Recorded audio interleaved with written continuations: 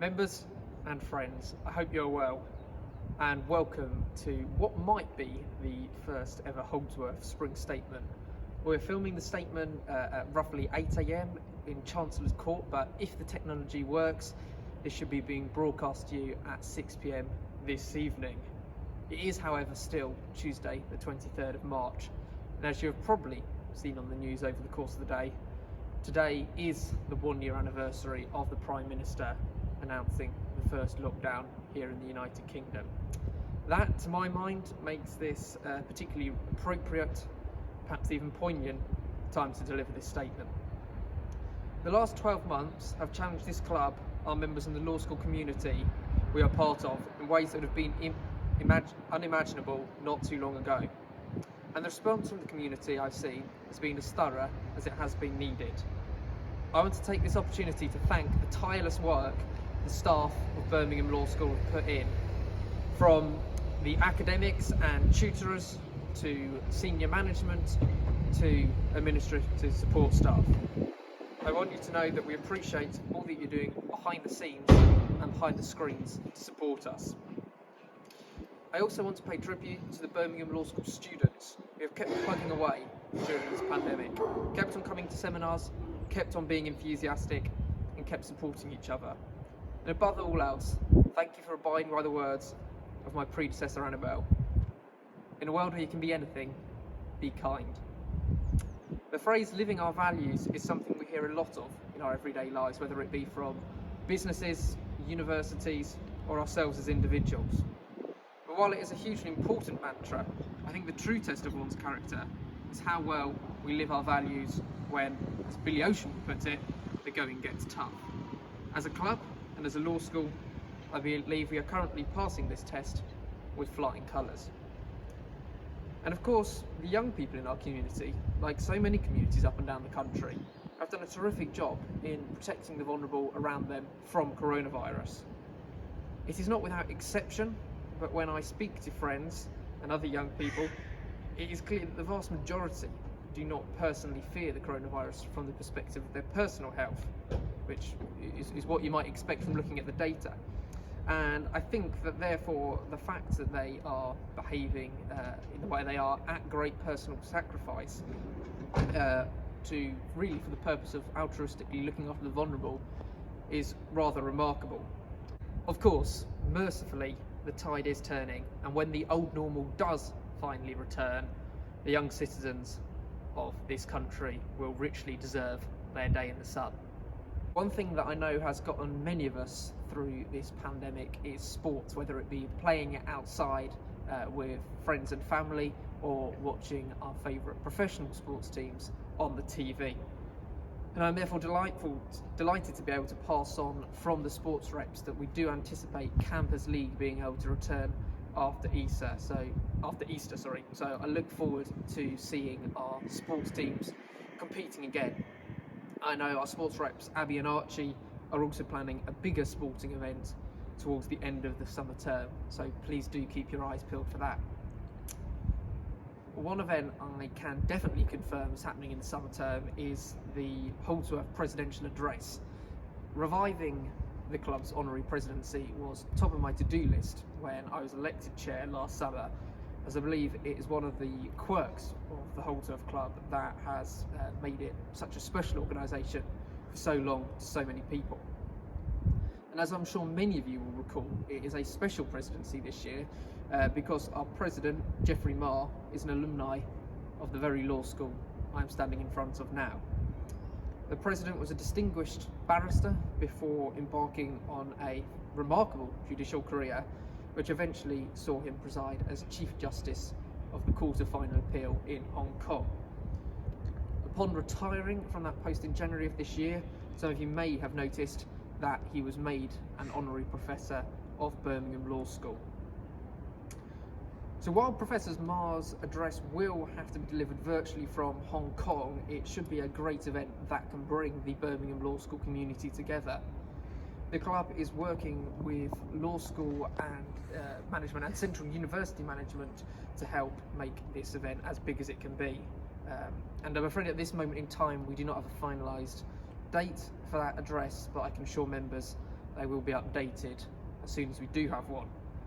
And of course, it goes without saying, we would have loved to have held this event in person, but as we hopefully phase Zoom out of our daily lives over the next few months, I can assure you this will be one final one not to miss. Something I can give you a more concrete update on with dates are the 2021 committee elections.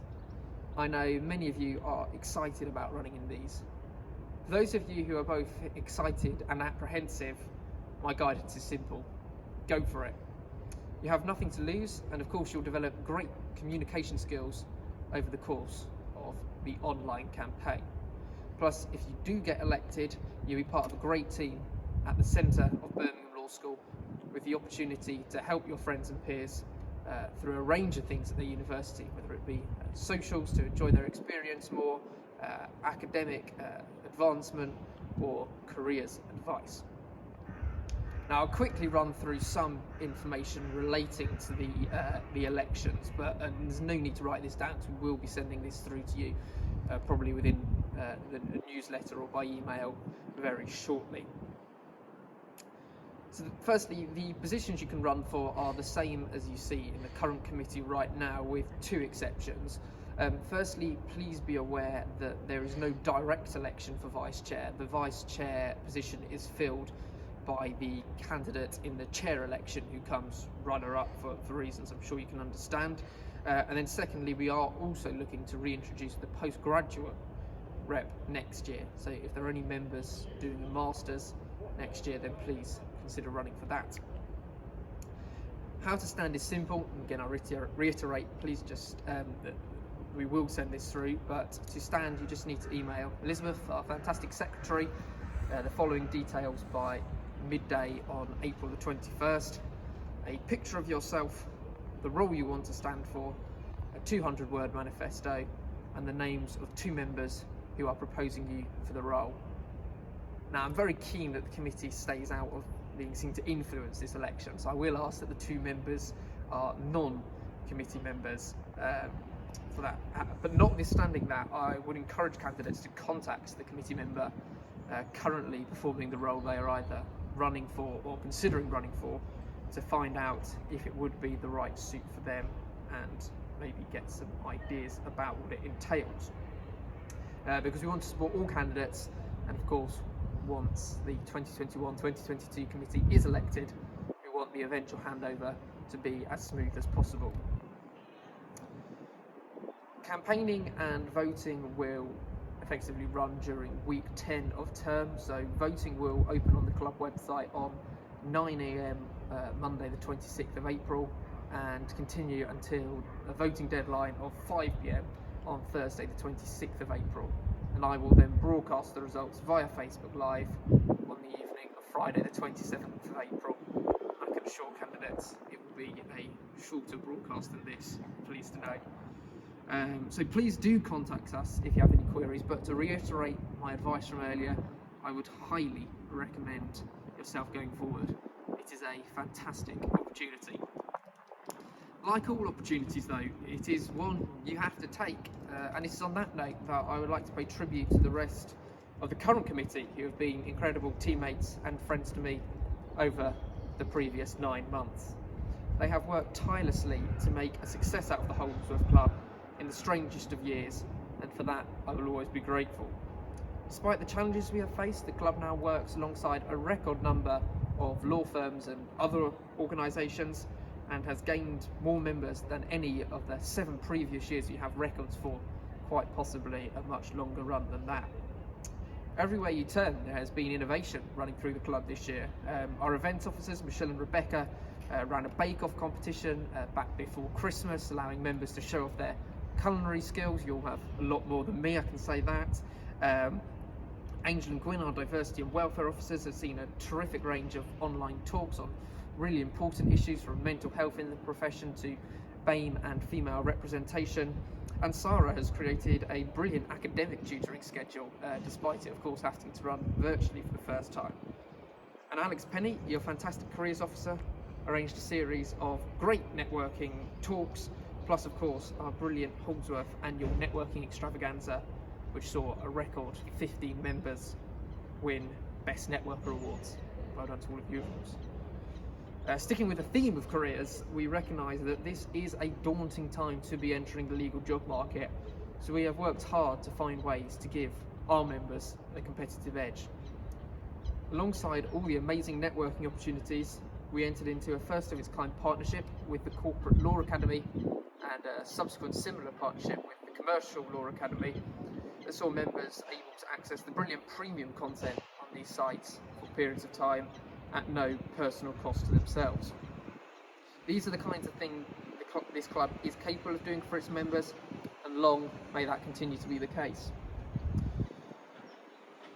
Given all of this, it was, in my ever so slightly biased opinion, thoroughly deserved that the club got nominated twice in the LCN Student Law Society Awards, which took place last Thursday night. Being recognised as a leading student law society for both member engagement and commercial awareness is a wonderful recognition, and we're very grateful to LCN. But in truth, the committee have always had confidence in the strategy we took this year. Given the predicament we found ourselves in, we were right to focus our efforts on employability, networking and careers. We were right to focus on jobs.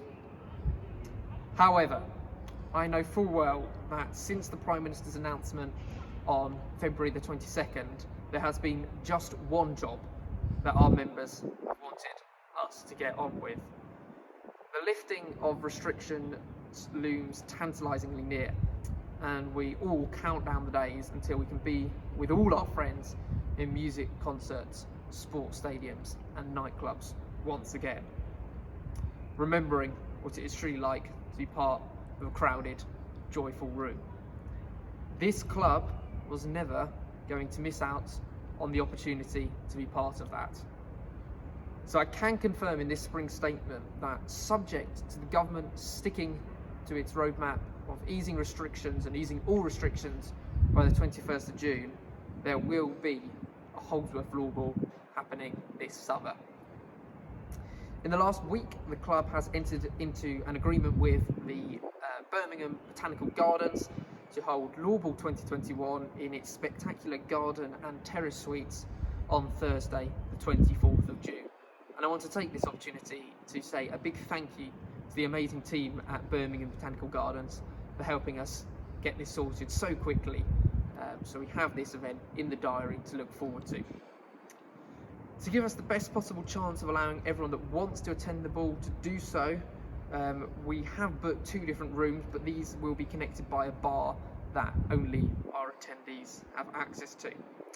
Guests will also have a 3-course meal that I've been told by somebody having previously attended an event at the Botanical Gardens is delicious, and we have a DJ performing with a dance floor in the garden suite until 1 AM, while the terrace suite we envisage will remain a slightly quieter area for perhaps photos and catching up with friends you may not have seen in a while.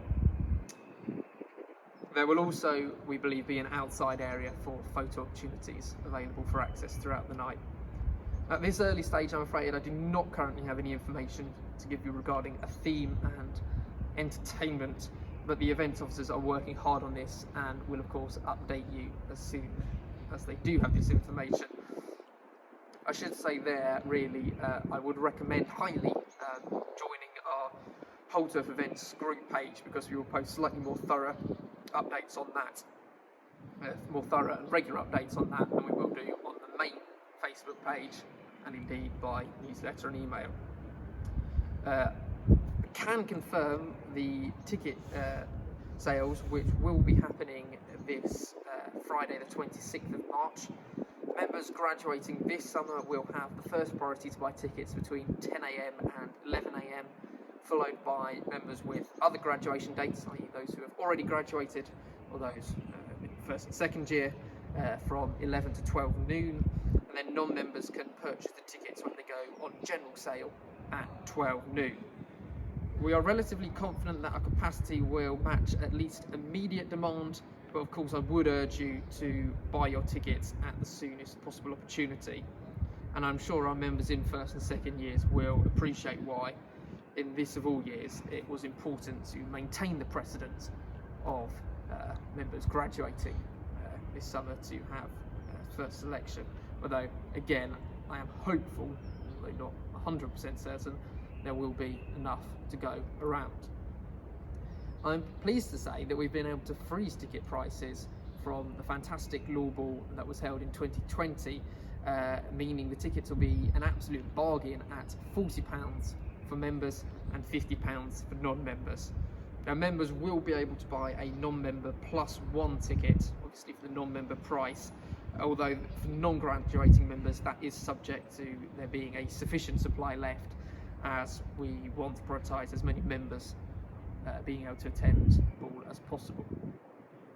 And if there are any staff members watching this statement, I will be emailing Javier sometime in the next few days to just let you know about the separate process you have for buying tickets and at the slightly discounted prices. But for everybody else, the ticket sales will be on our website, and of course there'll be emails about with links to that to help you. So I know I've been talking for some time now, but I quickly wanted to address 2 points regarding this event and coronavirus that I think will be worth hearing.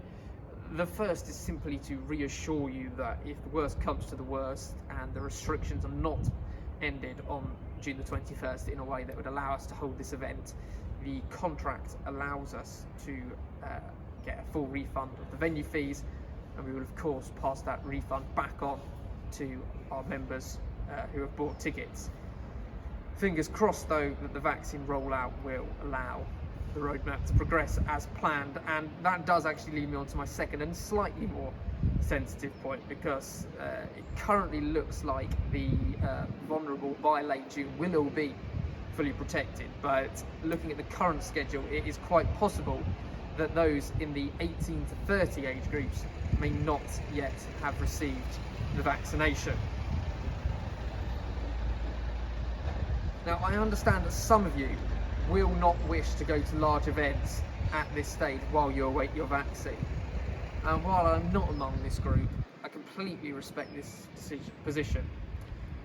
We must never lose the virtue of having sympathy towards those who have different opinions to ourselves, especially when it relates to personal health. Having said that, as elected leader of the club, I am really duty-bound to follow the broad rules of majoritarianism, and as I alluded to earlier, it is clear that the vast majority of our members do not personally fear contracting the coronavirus once the vulnerable around them have been protected. And I know from speaking to them that the majority will be going clubbing on June the 21st and will be wanting us to hold a law ball 3 days later. And that is why we are doing so. It has, after all, been a long time coming. And we must never lose sight of the great benefits that events such as this bring. I believe we are at our best when we are brought together, creating memories and being reminded of how great life truly is.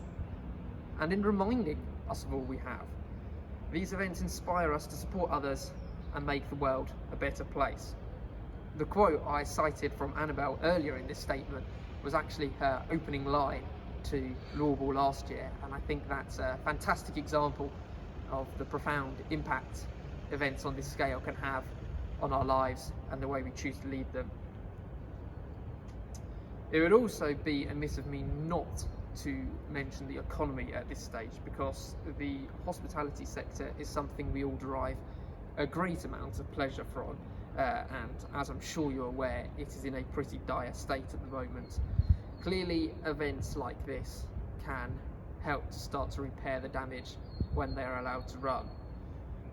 This law bill, I reckon, will contribute roughly £100,000 to the local West Midlands economy. That is not an official estimate before anybody quotes me, but kind of a rough guess of what it might be worth the region once both there are ticket costs and factoring in things like nails, hair and makeup, and I'm just talking about Alex Penny there. I'm sure some of the girls will want to do some of that as well. So anyway, with that interesting image of our esteemed careers officer running through your mind, I will bring this spring statement to a close. Please, as I said, keep an eye out on our Facebook page for further updates. But in the meantime, I hope you enjoy the rest of your week. I hope you have as restful an Easter break as is possible. Thank you for listening and bearing with me during this, and I commend this statement to the club. Thank you.